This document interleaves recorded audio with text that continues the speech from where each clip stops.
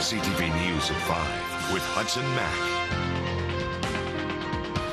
Good evening. The Greater Victoria Harbour Authority is the winner for the lease of the historic CPR Steamship Terminal in Victoria's Inner Harbour. The announcement came today, ending a long process and a lot of speculation.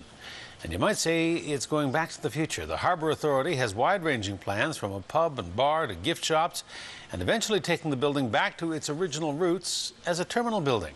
It is the latest property acquisition for the non-profit authority, stretching from Ogden Point to Wharf Street.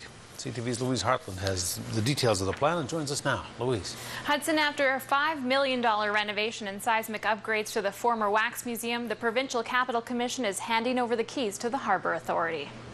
And the board voted unanimously this morning to accept the advisory panel's recommendation to enter into lease negotiations with the Greater Victoria Harbour Authority. It is an announcement months in the making. The Provincial Capital Commission says the Greater Victoria Harbour Authority's proposal met all of its criteria, beating out 3 competitors for proposed use, the lease term, and its assessment of business risk. And just hours after being awarded the lease of the historic CPR Steamship Terminal building, its vision for the space is taking shape. We see the first 2 floors being food and beverage, retail, high-quality retail operators, and publicly accessible on the first 2 floors. And moving up onto the level 3 and 4, maintaining it as an office space.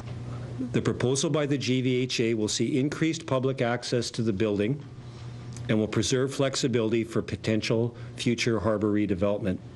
Part of the proposed plan, an outside restaurant patio and waterside performance area on the lower level, and a coffee shop, wine retail outlet, gift shops including First Nations artisans, and a currency exchange on the street level. The Harbour Authority also plans to return the building to its original use, seen here as a transportation hub in 1922. Phase 2, this would be the access as well to the multi-ferry terminal. That would be where the Coho building is now. To see this come in, to see it enhance what we have there, to hopefully spur the redevelopment and further development of our inner harbour, our legislative precinct, we're really excited to see this announcement come forward. The PCC says the decision was overseen by Ernst & Young to ensure the process was fair and transparent. The PCC board is also hopeful that the GVHA plan, its mixed-use plan, will also accommodate the potential for future opportunities, including the Maritime Museum, to have a presence on the inner harbour. The Harbour Authority says it will consider a number of potential tenants.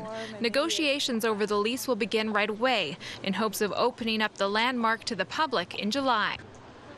John Irwin, General Manager of the Maritime Museum, says the board of directors for the attraction is understandably disappointed they were not awarded the space. But he says the Maritime Museum is exploring other options, which may lead to a collaboration with the Harbour Authority down the road. He admits the museum exhibits would likely need a larger space than just part of the terminal building, so another location may be an option. A lot of people you talk to, Louise, think this just makes sense, and getting the Coho and the Clipper and Customs back into that terminal is really what it was designed to do.